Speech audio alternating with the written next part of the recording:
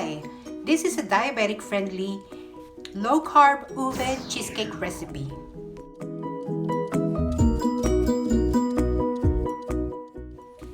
Ito ang mga kakailanganin natin.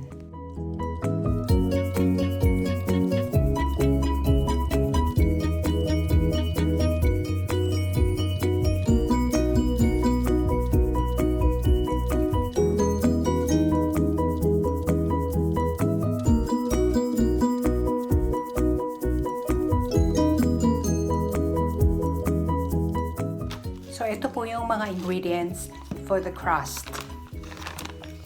Butter, almond flour, and Himalayan pink salt.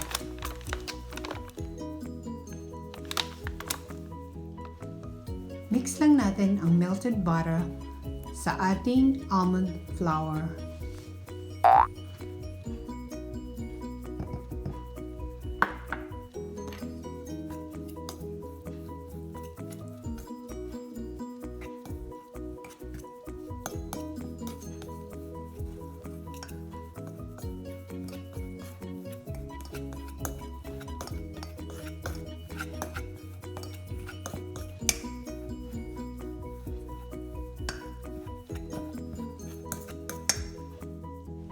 So we will be needing a 10-inch spring-form cheesecake pan with a parchment paper. So pag na-mix na po na atin yung ating melted butter sa ating almond flour, consistency should be like this, crumbly.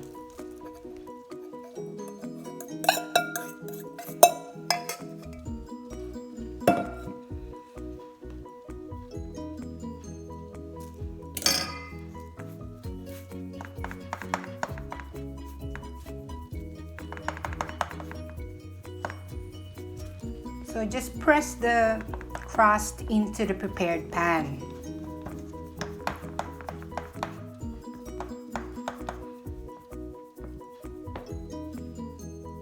So I like to use glass, bottom of the glass, to help me press the mixture into the pan. Now we have prepared our crust, so we just have to put it inside the fridge to set. So, ibibit na po natin yung ating whipping cream to achieve stiff peaks sa ating whipping cream. So, we'll be using a handheld mixer. Since this is a diabetic-friendly recipe, we will be using a reduced calorie sugar like this one or similar to stevia. And then we will beat our cream cheese, slowly adding the sugar and a pinch of salt. Then incorporating our gelatin we have dissolved in the water. So this is just an optional. We can use ube halaya for this recipe.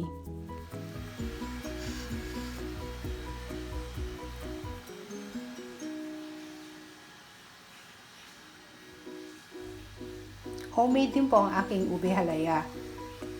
Hindi ko na po kasi nilalagyan ng condensed milk, or nire-replace ko na lang po siya ng low-calorie sugar instead.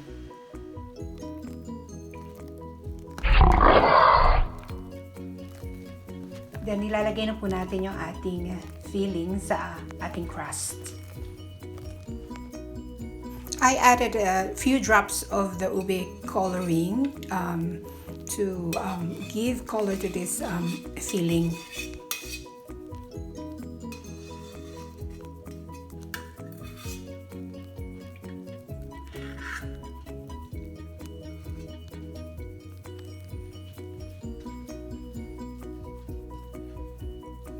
So this is how I learned how to decorate the top of the cheesecake. So you just have to put ube flavoring on top.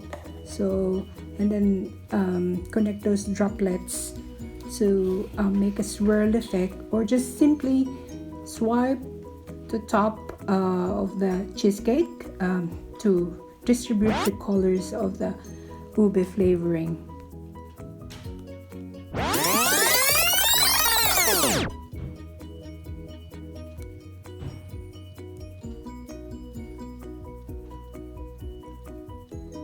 Refrigerate for at least 4 hours, or maybe overnight. But if it's possible, allow to set in the fridge for at least 24 hours before serving.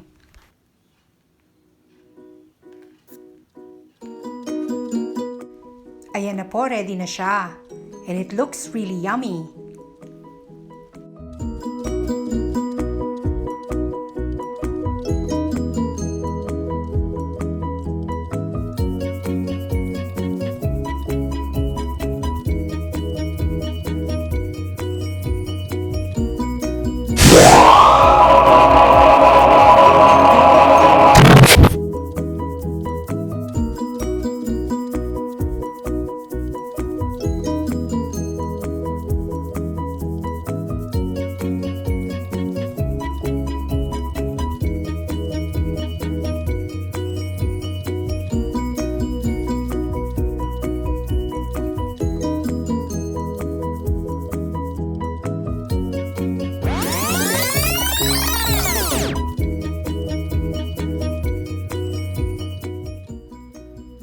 Ooh la la!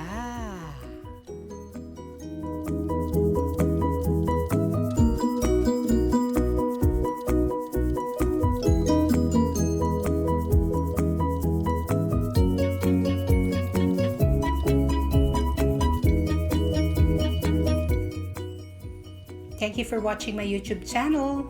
To subscribe, please don't forget to click the button down below.